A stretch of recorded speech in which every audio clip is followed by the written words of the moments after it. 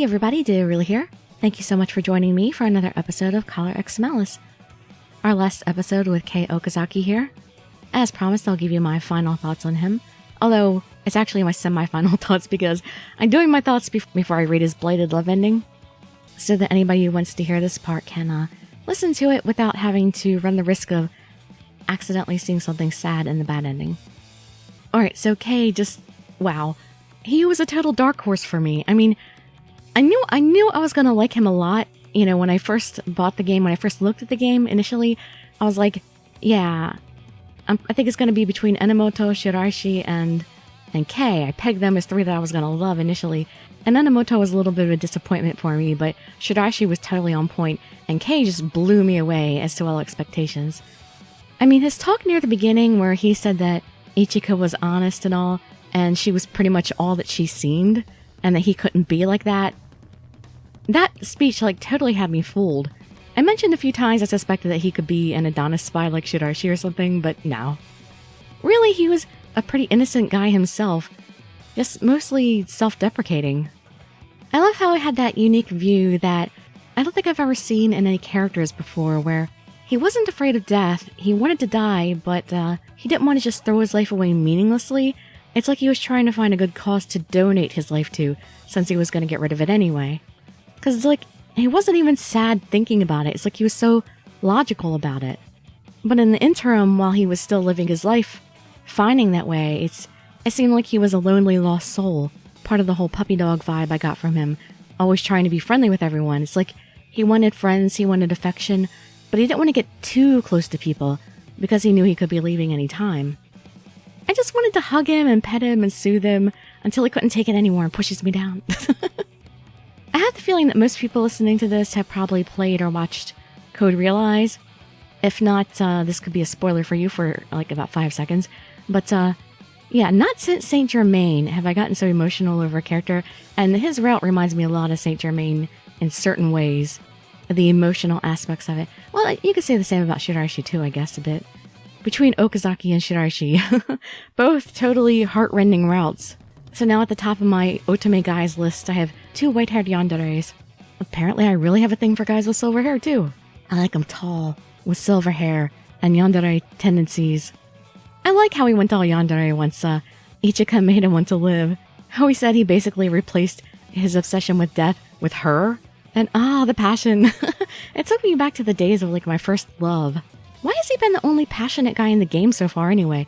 They kind of hinted with Yanagi at the end, acting like he was afraid to hurt her if he let loose or something. But with Okazaki, she's all like, bring it on, I want to do it. She had absolutely no qualms at all. She wasn't like, oh no, I'm a fragile butterfly. I feel like there's something deeper I want to say about him, but I have to sit here for a couple hours or something trying to think of the right words. You know when you find something so amazing that you really love, and you know you're just not conveying how strongly you feel, but you can't think of how you could possibly do it. That's kind of how I feel about Okazaki right now. Well, anyway, continuing on to see just how painful his Blighted love ending is. Oh lord, please don't let Okazaki die. Please don't let him die. I hope it's something like Shiraishi's Blighted love ending, which I thought was actually pretty cool. So let's hope neither of them die and this isn't super duper depressing. Yeah, Mineto's Blighted love ending wasn't too bad either because, you know, it was still possible they could get back together. Hopefully not something irreparable will happen here. Alright, you can just sit back, relax, and let me read you a story, if you're sticking around. We have to miss the shot this time. So I shall not pull the trigger.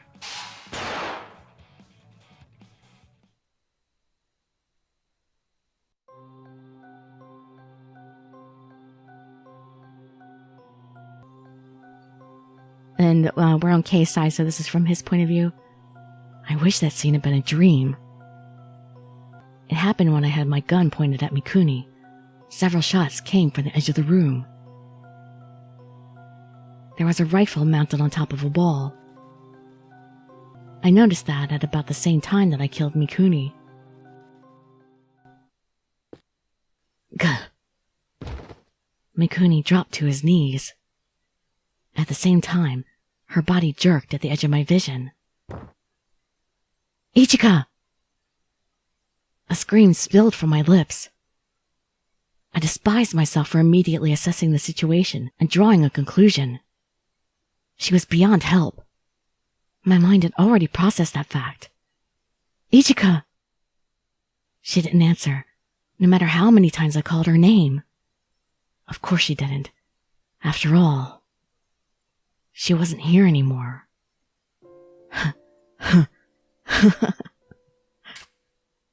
A dry laugh tumbled from my mouth, and I unconsciously took out my pistol again.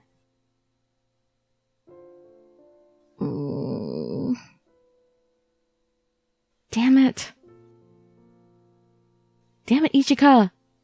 I'll protect you. I won't let you die. We'll live together. Those promises and oaths weren't worth a damn thing. I'm such an idiot. Why? Why had I been so arrogant as to think that I could protect someone? My life was always being saved by other people. Someone like me had no right to live. I wish I died sooner. Then everything would be easy. As I thought that, something she'd said to me earlier passed through my mind. You know, when you die, that's it. Nothing more. You can't talk while looking into someone's eyes like this. You can't hold hands, laugh, or cry. Everything's gone. You have nothing. I want to spend more of my life with you. Yeah, there's no point in dying. You told me that, didn't you? Please, promise me that you'll live for my sake. If you can, then I'll make you a promise. No matter what happens, I won't run away. I'll fight until the end to reach my goal. You kept your promise. She fought and didn't run, right until the end. I had been the one who broke the promise. I couldn't protect her, but I died. I don't care anymore. If you're not here, then my promise. Well, that thought ran through my head. Why was I unable to pull the trigger? Dying would be far easier. Living like this was suffering. But still, I didn't want to cast aside her last will. Why can't I die? Oh, my poor Kei. Oh, I see. Now I finally realize why you were so angry with me. No one would be happy to have a loved one die for them. The realization pained me so badly, I thought my heart would tear in two. You loved me.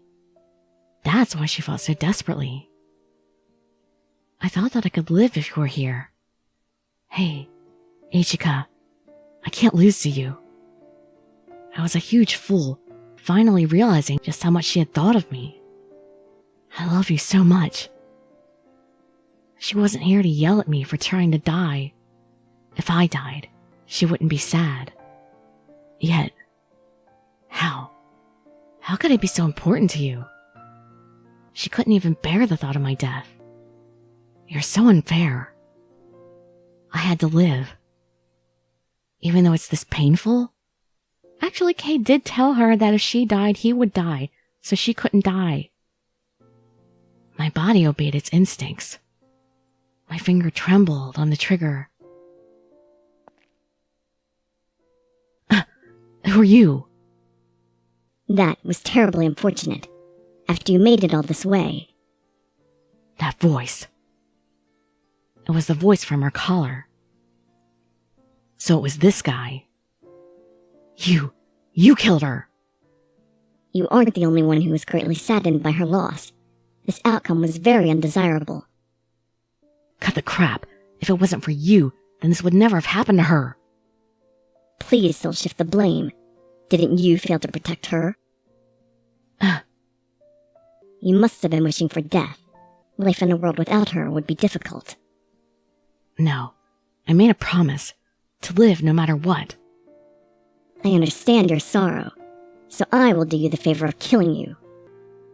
I don't need your charity. I'll kill you and expose Adonis.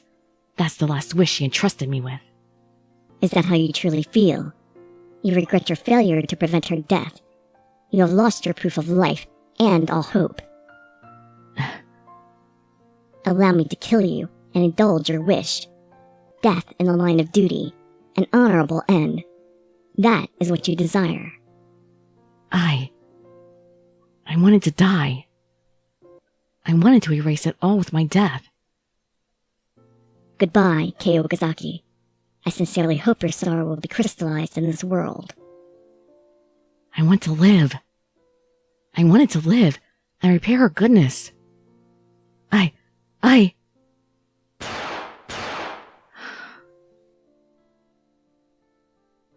I wanted to live with you.